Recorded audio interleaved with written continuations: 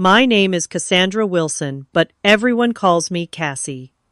I am 34 years old, and last Tuesday my entire life changed when I checked my lottery ticket and discovered I had won $47 million. My hands shook as I stared at those 6 numbers that matched perfectly. After the initial shock wore off, a strange thought crossed my mind. I would tell absolutely no one about this money. You see, I have a complicated history with my family when it comes to finances. If you are watching this right now, drop a comment letting me know where you are viewing from. Before I tell you about this life-changing decision, hit like and subscribe to hear more real stories about family loyalty and betrayal that might just change how you see your own relationships. Before that fateful Tuesday, my life was painfully ordinary. I worked as an accountant at a small marketing firm in Portland, making just enough to live somewhat comfortably, but never enough to feel secure. My apartment was a modest one, bedroom on the outskirts of the city, nothing fancy, but it was mine. Every morning I would wake up at 6, make my coffee, and start my day with the persistent worry of bills and deadlines hanging over my head. The job was demanding, with 60-hour work weeks becoming the norm rather than the exception, especially during tax season. My family situation was complicated, to say the least. My parents, Gregory and Diane Wilson, divorced when I was 14 and both remarried within 2 years. My father, Gregory, a high school physics teacher, married Stephanie, a real estate agent, with expensive taste and an even more expensive lifestyle. My mother, Diane, found love with Warren, a successful business owner who had more money than my father but kept a tight grip on every penny. I have 2 siblings. My younger sister, Lisa, is 30 and has always been the golden child. She graduated from an Ivy League university, married a surgeon named Paul, and now lives in a beautiful house in the suburbs with their 2 perfect children. Then there is my older brother Jason, 36, who despite his charm and intelligence has never quite figured out his life. He bounces from job to job, relationship to relationship, and has made borrowing money from family members something of an art form. The pattern was always the same desperate call, emotional plea, promise to pay it back, then radio silence until the next crisis. Extended family was no less complicated. My Aunt Martha, my mother's younger sister, was perhaps the only genuine person in our family circle. Despite living paycheck to paycheck as an elementary school teacher, she always found ways to show up when it mattered. She drove an ancient Honda that made alarming noises, lived in a small apartment filled with books and plants, and never complained about her circumstances. In stark contrast was my Aunt Heather, my father's older sister, who had married wealthy and never let anyone forget it.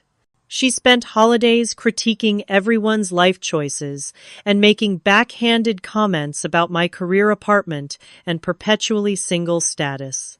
My cousin Ryan, her son, had inherited her entitlement, but none of her financial success, and had a gambling problem that the family pretended not to notice. My history with financial assistance in the family had left me jaded. When Jason needed $5,000 for rehab 3 years ago, I emptied my modest savings account to help him, only to discover months later that he had never actually gone to treatment. When Lisa needed help with her wedding costs, I put $2,000 on my credit card that she promised to pay back after the honeymoon. 5 years later, I was still waiting. When my father needed a loan to repair his roof after a storm, I sent what I could only to see photos of him and Stephanie vacationing in Cancun the following month. The only person who knew the full extent of these betrayals was my best friend Charlotte. We had met in college, and unlike most relationships in my life, ours had remained constant. Charlotte worked as a nurse, understood struggle, and never judged my complicated feelings about my family. She was the voice of reason when I felt myself becoming bitter, reminding me that not everyone was out to take advantage of me.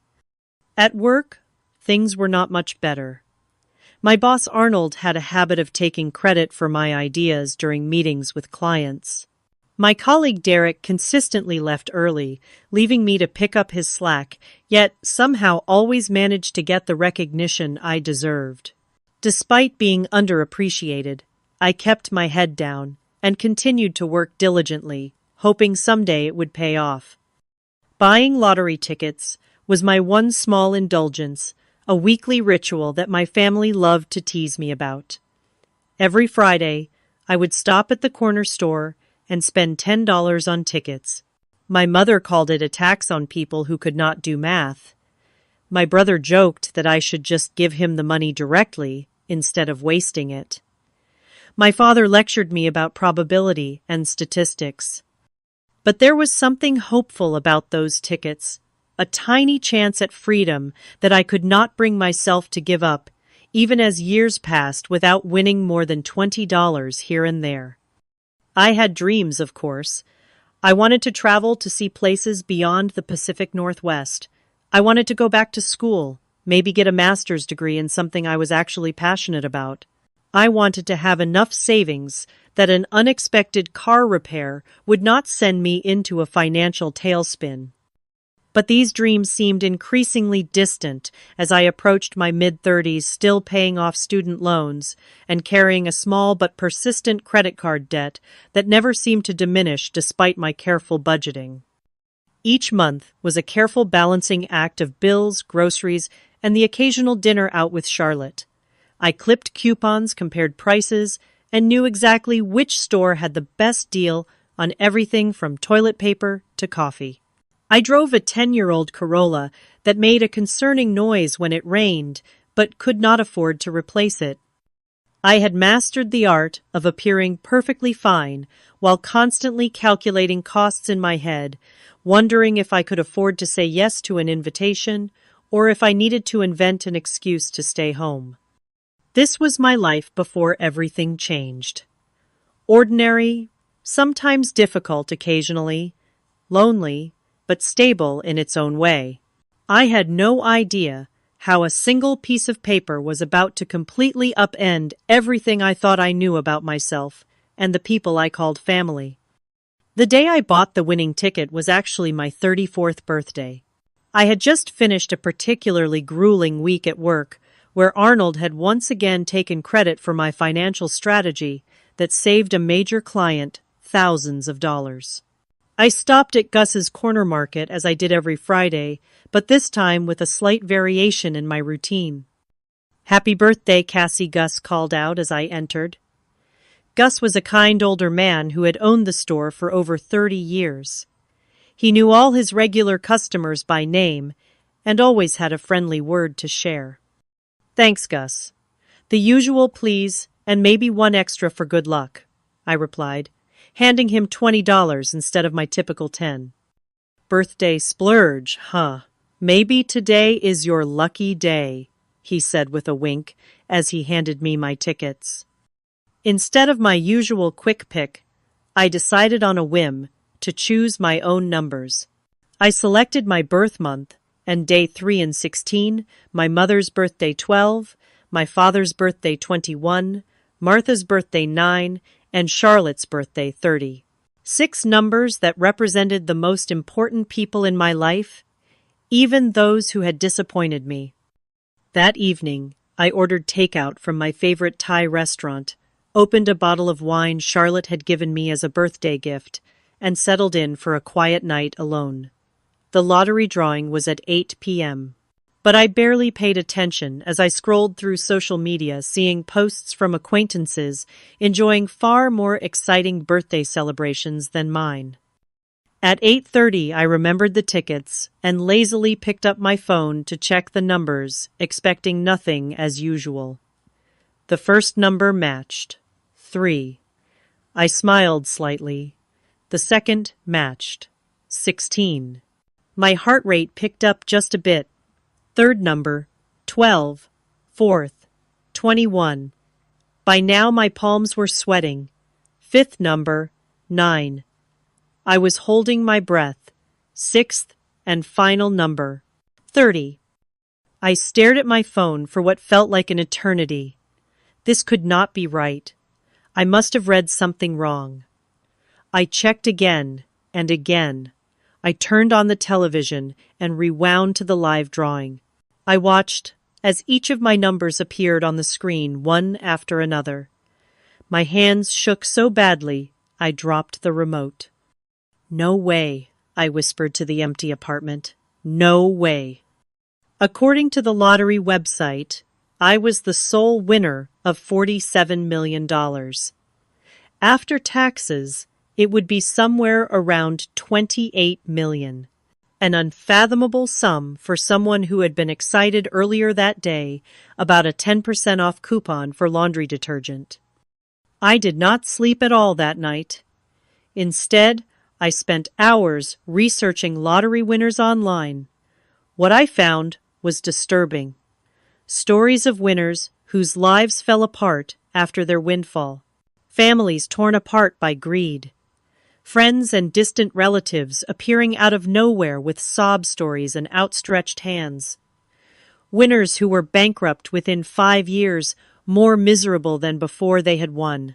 One article called "The Lottery, the Quickest Path to Losing Everything You Care About." As the sun rose, I made my decision. I would claim the money, but I would tell no one. Not my parents, not my siblings, not even Charlotte, at least not right away. I needed time to process this, to make a plan to understand what this money would mean for my life before everyone else tried to tell me what to do with it.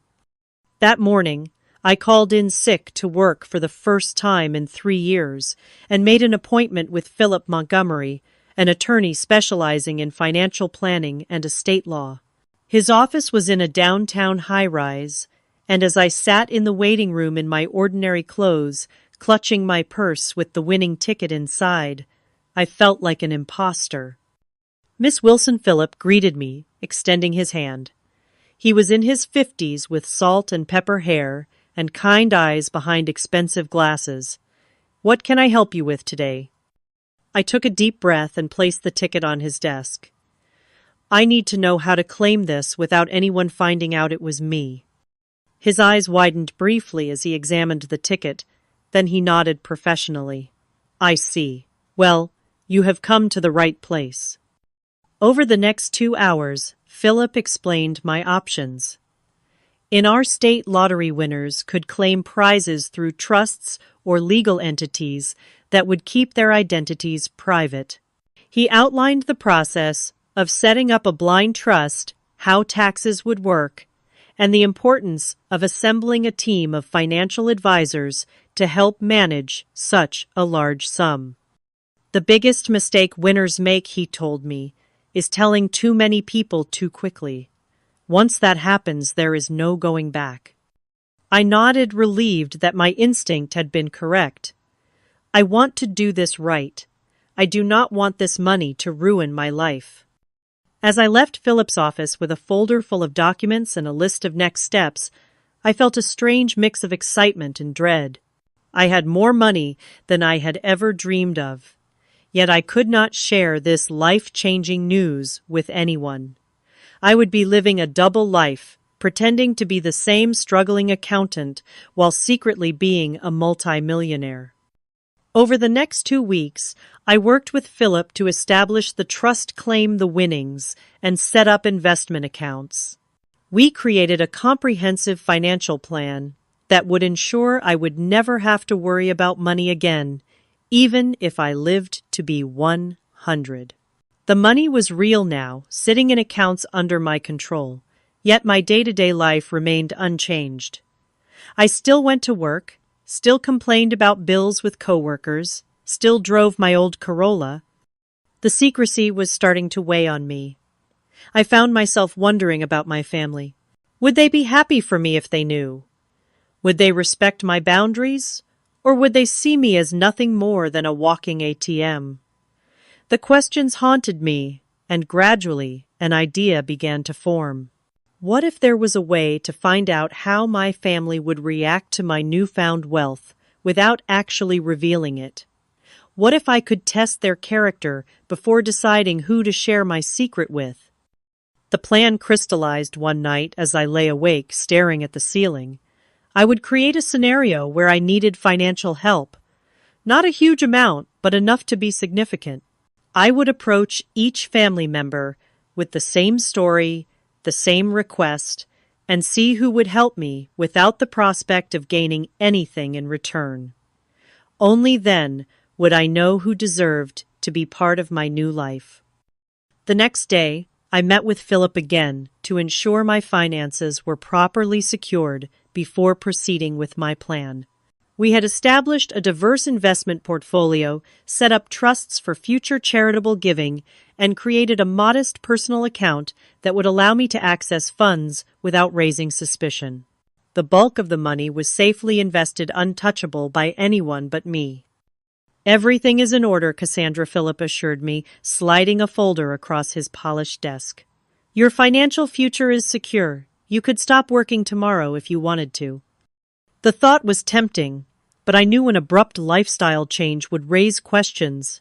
I was not ready to answer. "I think I will stay at my job for now," I replied. "At least until I figure some things out." That evening, I invited Charlotte over for dinner.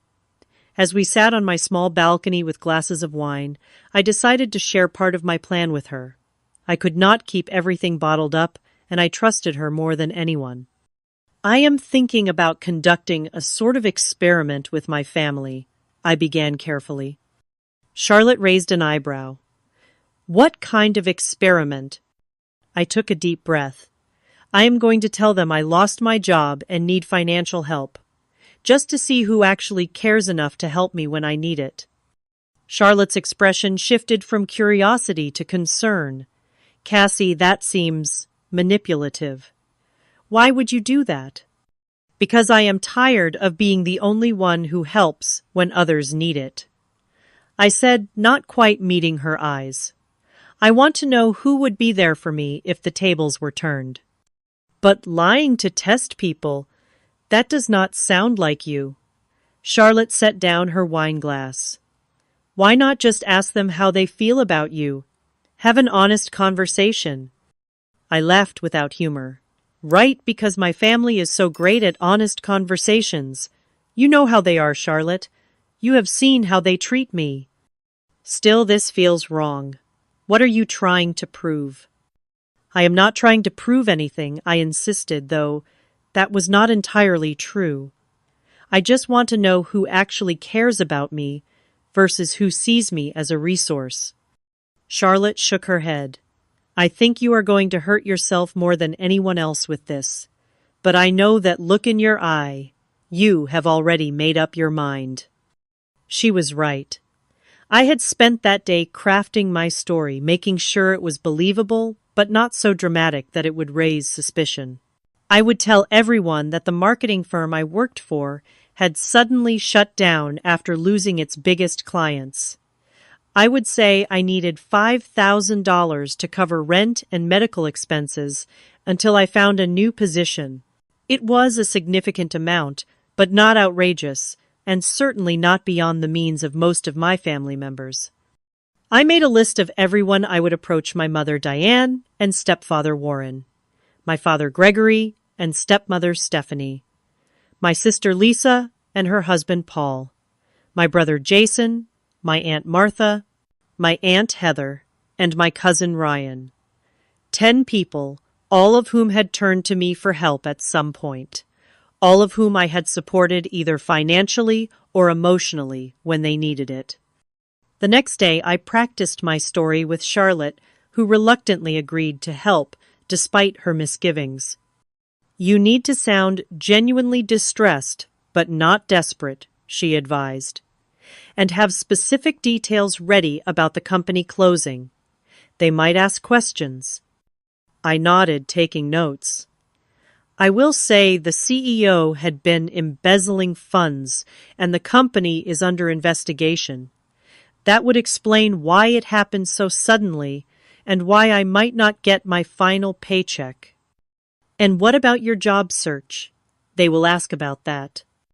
"I have been applying everywhere, but the job market is tight, especially for specialized accounting positions. I have some interviews lined up, but nothing definite yet, and my emergency fund is depleted from some recent medical tests. I had thought through every detail, creating a scenario that would elicit sympathy without raising too many questions. As I finalized my plan, I felt a twinge of guilt. Was Charlotte right? Was this manipulative and wrong? But then I remembered all the times I had emptied my savings to help these same people, often at great personal cost, and my resolve strengthened. This was not just about testing them. It was about protecting myself and my future. I made a prediction list of how I thought each person would respond. My mother would probably offer some help, but less than I needed. My father would lecture me about financial responsibility, but might send a small amount. Lisa would claim she could not help due to the kids' expenses. Jason would definitely say he had no money. Warren and Stephanie would refuse outright.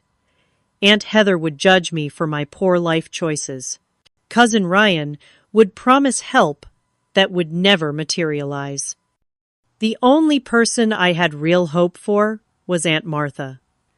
Despite having the least to give, she had always been the most generous with what she had. But even with her, I tried to keep my expectations low. $5,000 was a lot of money for a public school teacher living alone. The plan was set. Over the next week, I would reach out to each family member individually, tell them the same story, and see who stepped up. Only then would I decide who deserved to know about my lottery win. Only then would I know who truly cared about me beyond what I could do for them. With a mix of anticipation and dread, I picked up my phone and made the first call. It was time to find out who my real family was. I decided to call my mother first. Diane had always prided herself on being a nurturing parent, frequently reminding us how she had sacrificed her own dreams to raise her children. If anyone would help, I thought it would be her. My hands trembled slightly as I dialed her number. She answered on the third ring, sounding distracted. "Hi, Mom," I said, intentionally, making my voice sound strained. "Cassie, is everything okay? You sound upset?" I launched into my prepared story, telling her about the company suddenly closing the lost wages and my precarious financial situation. As I spoke, I could hear her breathing change, growing more concerned with each detail. "Oh, honey, that is terrible," she said when I finished. "Have you applied for unemployment? What about your emergency fund?" I explained that unemployment would take weeks to process and that my emergency fund had been depleted by recent medical tests for some concerning symptoms. I did not specify what the symptoms were, allowing her imagination to fill in the blanks. "I hate to ask this, Mom, but I need help. About $5,000 to cover rent and medical bills until I can find something new. I promise I will pay you back as soon as I can." There was a long pause on the other end of the line. "Oh, Cassie, you know Warren and I just put a down payment on the lake house. We are pretty cash poor right now." Her voice took on a slightly defensive tone. "Have you asked your father, or Lisa Paul makes good money at the hospital?" I was hoping to avoid asking Dad, I said truthfully. "And Lisa has the kids and their private school tuition." "Well, let me talk to Warren and see what we can do," she said finally. "But I cannot promise anything. You know how tight he is with money, especially when it comes to, well, you know." I did know. Warren had never considered me his responsibility, making it clear from the beginning that his money was for my mother and any children they might have had together. They never did. "Sure, Mom. Just let me know as soon as you can. The rent is due next week." "I will, honey. And I am so sorry about your job. These things always work out for the best, though. Maybe this is a sign you should look at changing careers to something more stable." After hanging up, I noted her response in a journal I had started for this purpose. She had expressed concern, but immediately looked for ways to pass the responsibility to someone else. She had not outright refused, but I suspected her conversation with Warren would conveniently result in them being unable to help. The next day, I met my father Gregory for coffee. I chose a public place, thinking he might be less likely to react negatively in such a setting. "You look tired," was his greeting as I sat down across from him. I gave him a weak smile and launched into my story. His face remained impassive as I spoke, occasionally nodding or frowning at certain details. When I finished, by asking for help with the $5,000, he leaned back in his chair and crossed his arms. "Cassandra, I have always taught you about financial responsibility," he began, slipping into his teacher voice. "This is exactly why I told you to keep 6 months of expenses saved at all times. What happened to that plan?" "Life happened, Dad," I replied, trying to keep the frustration out of my voice. "Medical bills, car repairs. Not everyone can afford to set aside that much money." He sighed heavily. "And now you expect others to bail you out. What about your spending habits? Do you really need that apartment in that neighborhood? What about your cable subscription and those streaming services?" For the next 20 minutes, he lectured me about financial planning, the job market, and the importance of living below one's means. Not once did he offer any actual help. "I would love to help you, Cassie, but Stephanie and I are focusing on our retirement right now. We cannot afford to dip into those funds. It would be financially irresponsible." He patted my hand patronizingly.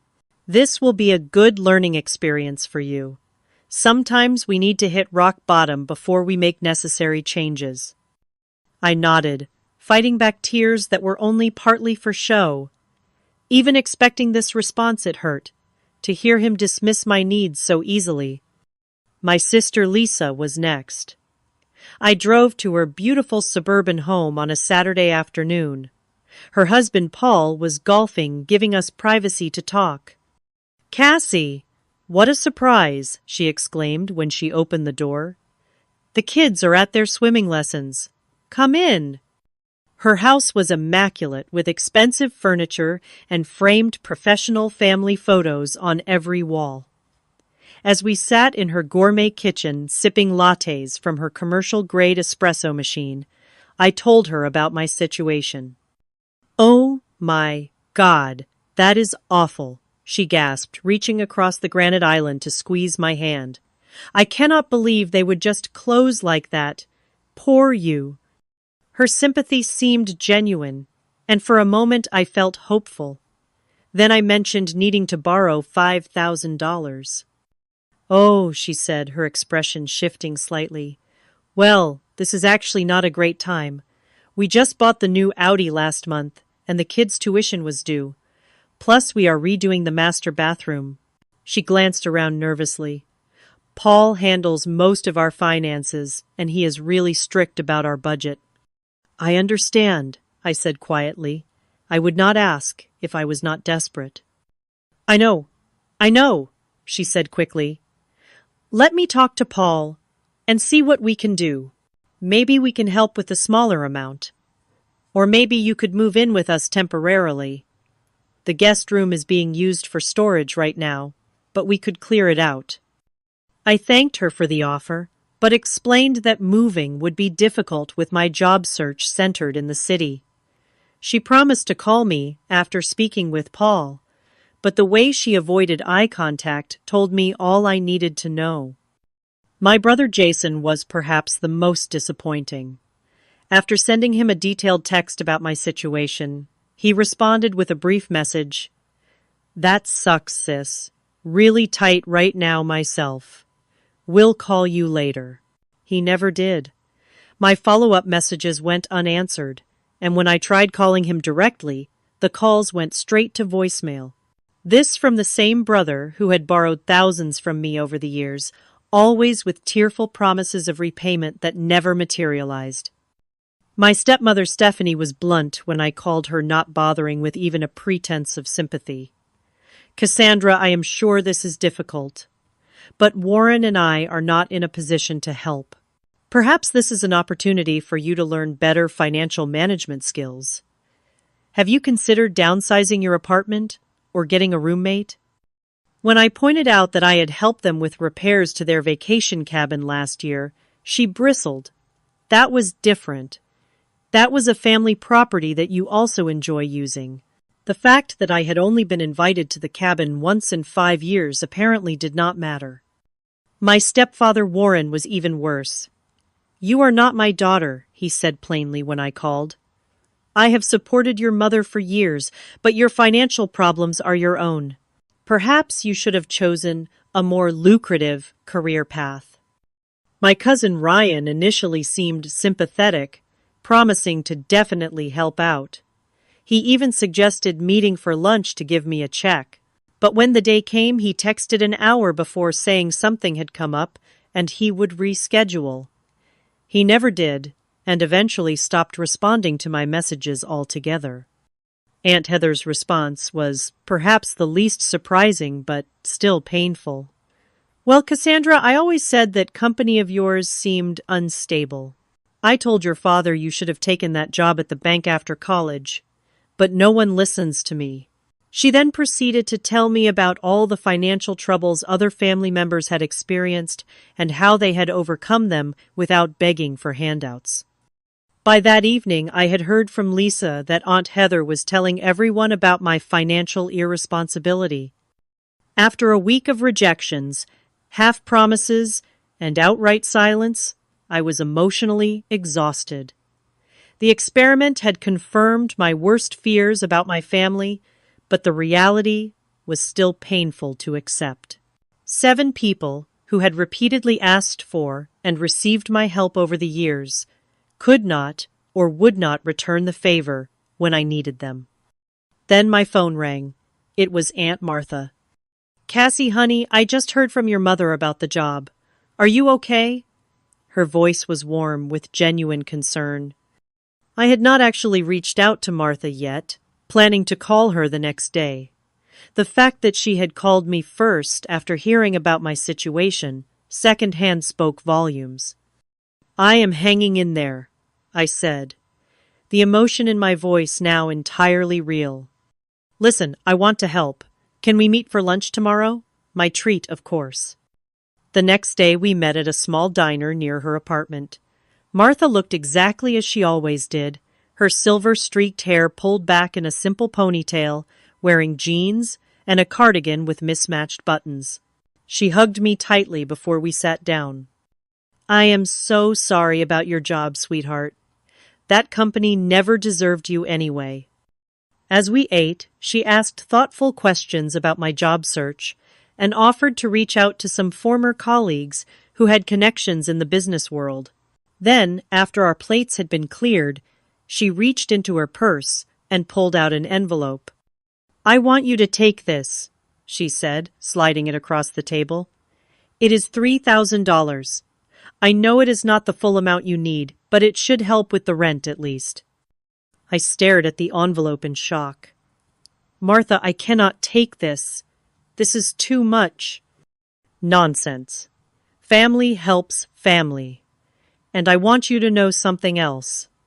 She reached across the table and took my hand.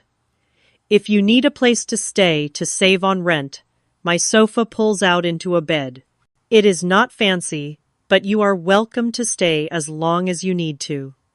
Tears filled my eyes, and this time they were completely genuine.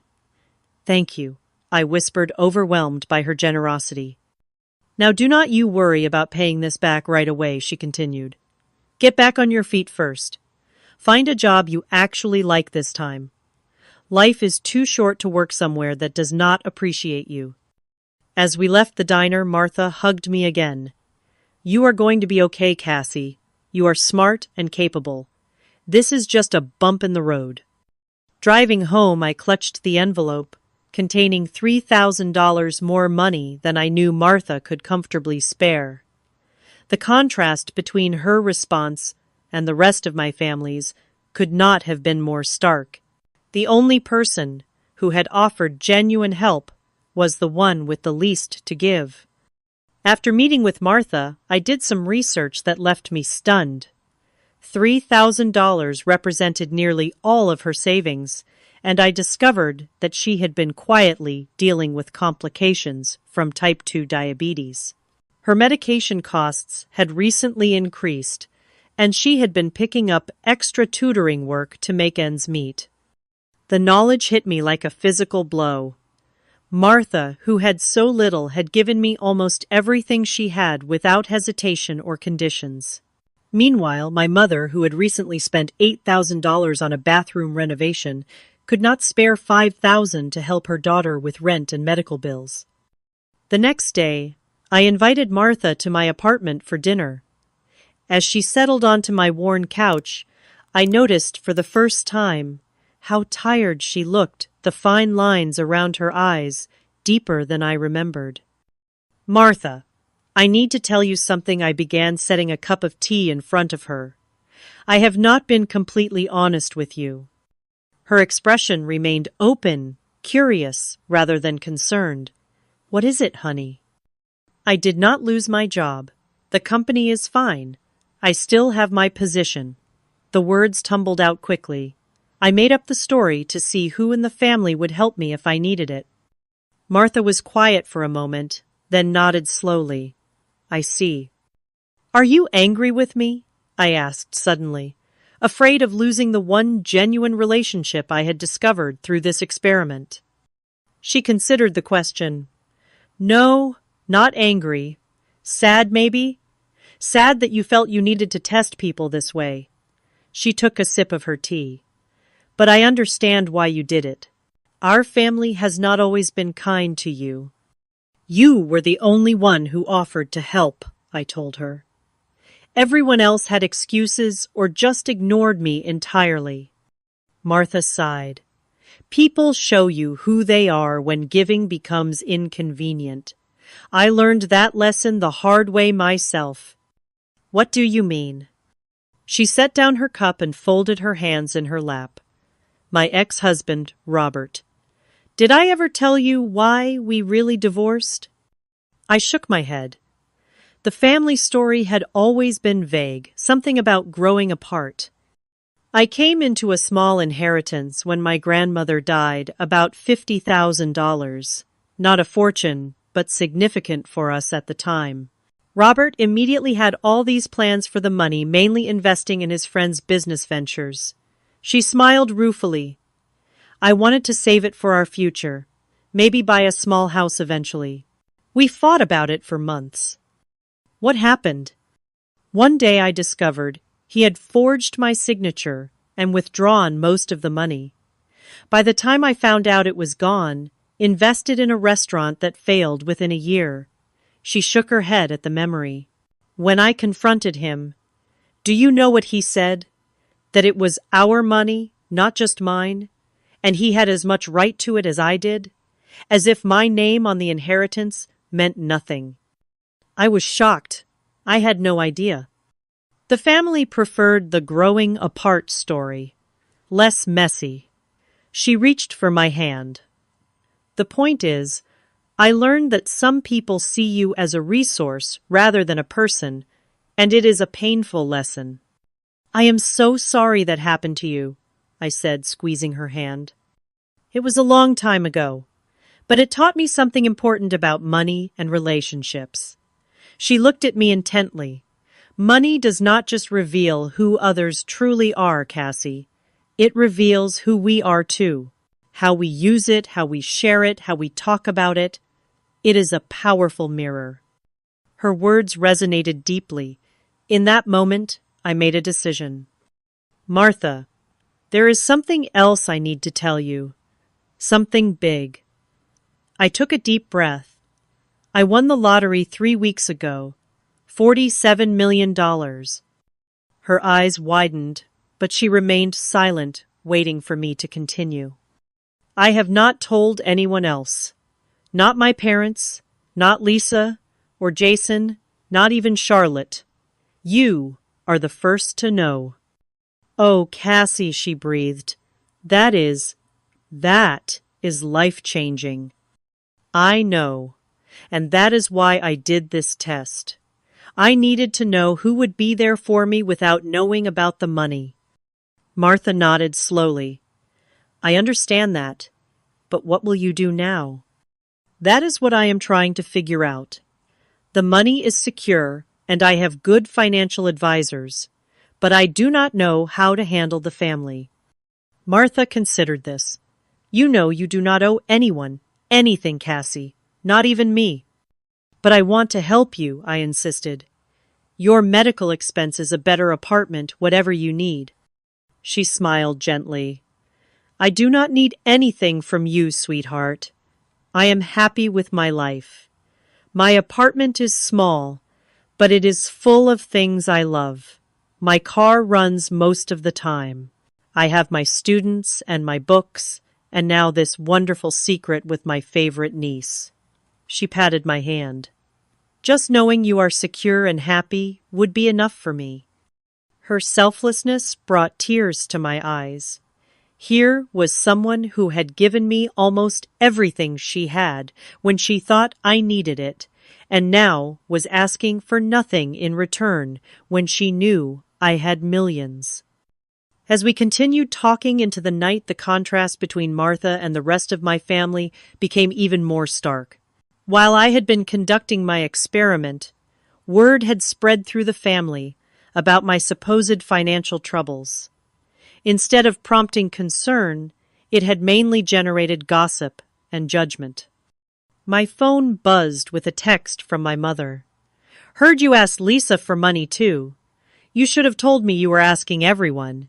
Feels like you are playing us against each other." Another came from my father. "Stephanie tells me you have been calling everyone for handouts. This is exactly the kind of irresponsible behavior I warned you about."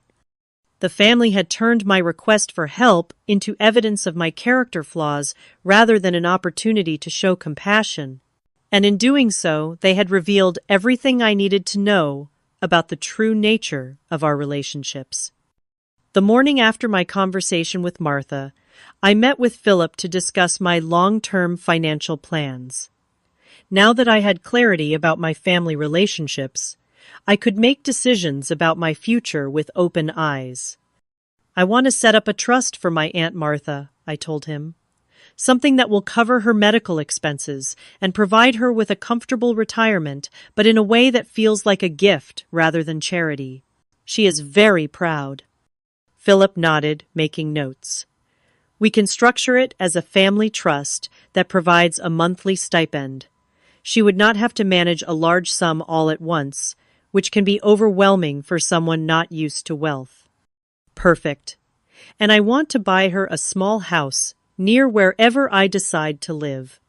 Nothing extravagant, just comfortable and accessible for someone with health issues."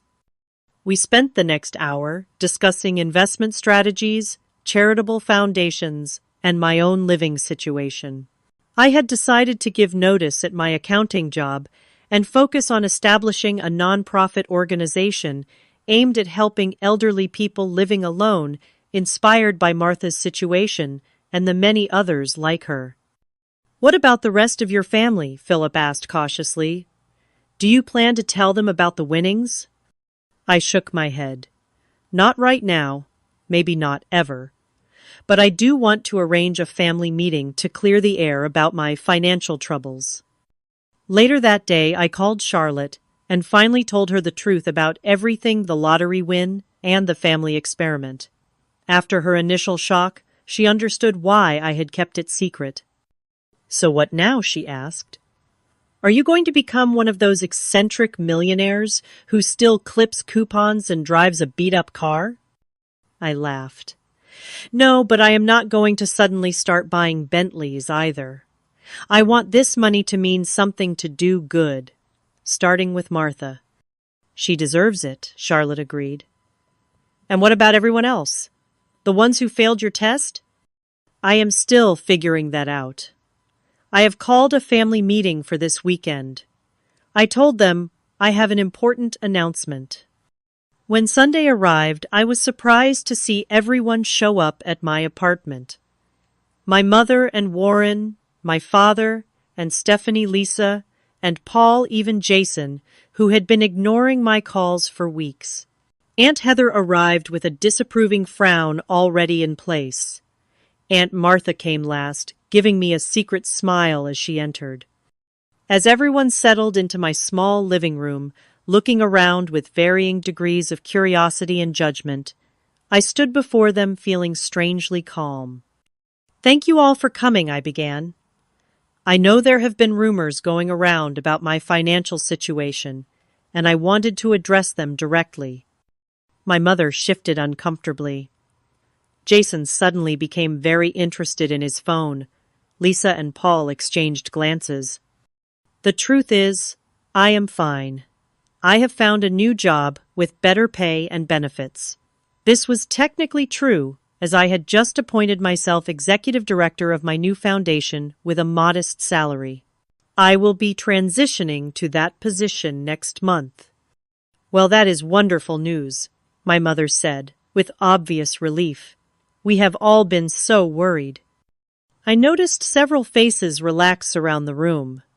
They had come expecting either to be asked for money again, or perhaps to stage some sort of intervention about my financial habits. Instead, they were getting good news that required nothing from them. "So, why all the drama about needing money?" my father asked, his tone accusatory. "Why ask everyone for help if you had a job lined up?" I met his gaze steadily. "The job came through recently, and when I was in trouble, I reached out to my family. That is what family is supposed to be for, right?" An uncomfortable silence fell over the room. "Well, we all have our own financial commitments," Stephanie said defensively. "It is not always possible to help, even when we want to." Of course, I agreed. We all have to make choices about our priorities. I turned to Jason. "Speaking of which, Jason, I noticed you never responded to my messages when I needed help. Yet you had no problem asking me for $3,000 last Christmas for your rent." He had the grace to look embarrassed. "I was going through some stuff, and I did not have any money to give you." "You did not even call me back," I pointed out. "That would have been free." The meeting continued in this vein, with me calmly but firmly addressing the hypocrisy and absence of support I had experienced. No one admitted any wrongdoing.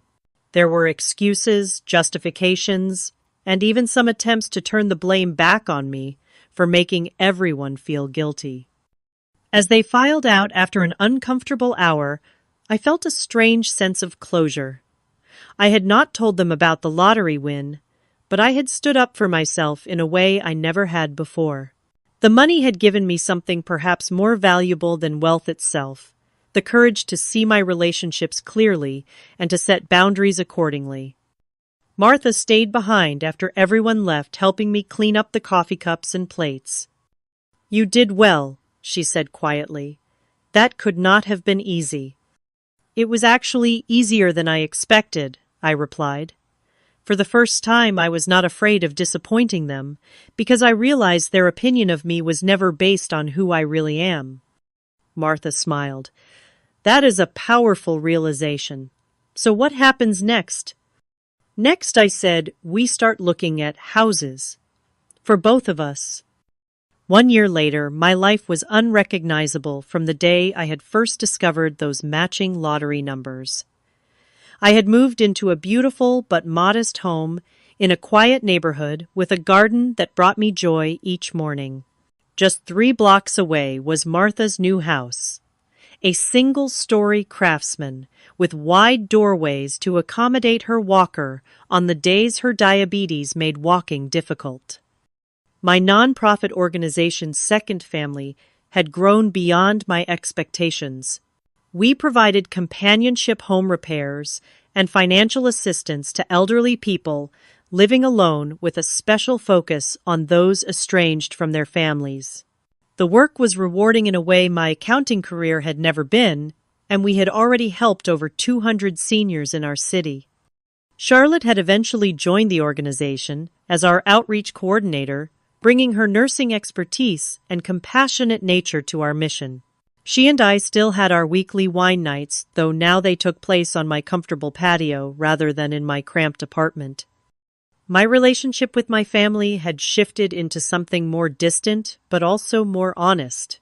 I maintained occasional contact with most of them, polite birthday calls and holiday gatherings, but the pretense of closeness had fallen away.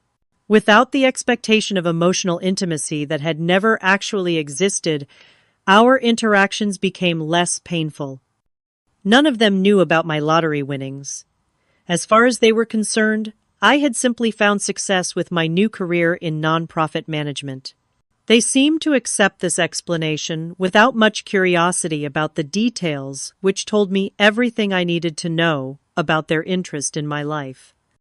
There had been moments of temptation to reveal the truth, particularly when Jason called asking for money for a new business venture, or when Lisa complained about the cost of her kitchen renovation. But each time I remembered the silence when I had needed help, and the choice became clear. Interestingly, there had been occasions when family members genuinely needed assistance. When my father had a minor heart attack and faced unexpected medical bills, I anonymously paid them through the hospital's patient assistance fund. When my cousin Ryan finally entered rehab for his gambling addiction, I made an anonymous donation to cover his treatment. They never knew the source of these gifts, and I preferred it that way. Martha and I had dinner together at least twice a week. Her health had improved dramatically with proper medical care and less financial stress.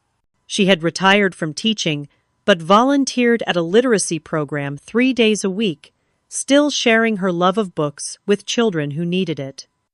"You know what still amazes me," she said one evening, as we sat on her porch watching the sunset. "How differently everything could have turned out if you had announced your lottery win right away." I nodded, considering this alternate reality. The family would have suddenly become very attentive and loving, I imagine. "And you would never have known what was real," Martha added. "That knowledge, painful as it was, gave you freedom." She was right. The experiment had been painful but illuminating. It had shown me who deserved a place in my life and who did not. It had revealed the true nature of relationships I had spent years trying to strengthen, despite their fundamental imbalance. The greatest lesson I had learned was not about others, but about myself. Before the lottery, I had defined my worth by what I could give to others, constantly trying to earn love through sacrifice and generosity. I had allowed myself to be used because I believed that was what family meant, what love required. Now I understood that real love, the kind Martha had shown me, did not keep a balance sheet. It gave freely without expectation of return, but it also respected boundaries and dignity. It was honest and consistent, present in good times and bad.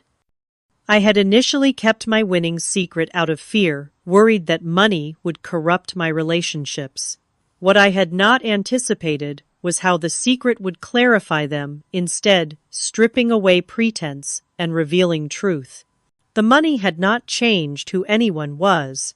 It had simply illuminated who they had been all along. My life now was rich in ways that had nothing to do with my bank account. I had purpose through my foundation, genuine connection with Martha and Charlotte, and a hard-won understanding of my own worth that no external validation could shake. Perhaps most importantly, I had peace. The constant anxiety about finances that had been my lifelong companion was gone, but so too was the desperate need for approval from people incapable of giving it. I had built a life aligned with my values rather than my insecurities. Martha reached over and patted my hand, bringing me back to the present moment. "You did good, kiddo, not just with the money, but with what you learned." I smiled at her, overwhelmed with gratitude for this woman who had shown me what family truly meant. I had a good teacher. As the sun dipped below the horizon, painting the sky in shades of pink and gold, I thought about the journey that had brought me here. From the shock of those matching numbers, to the pain of rejection, to the joy of creating something meaningful with my unexpected fortune. The money had changed my life, yes, but not in the ways I had initially feared or hoped. It had simply given me the freedom to see clearly and choose wisely. The most valuable thing I had gained had nothing to do with millions in the bank. It was the understanding that the people who deserve a place in your life are not those who are there when you have everything to give, but those who stay when you have nothing to offer but yourself. Have you ever had to test someone's loyalty in your life? What did you learn from that experience? Share your stories in the comments below. If this story resonated with you, please hit like and subscribe to hear more real-life lessons that might change your perspective. Remember to share this video with someone who might need to hear that their worth is not determined by what they can give to others. Thank you for listening, and may you find the clarity to recognize the true relationships in your own life.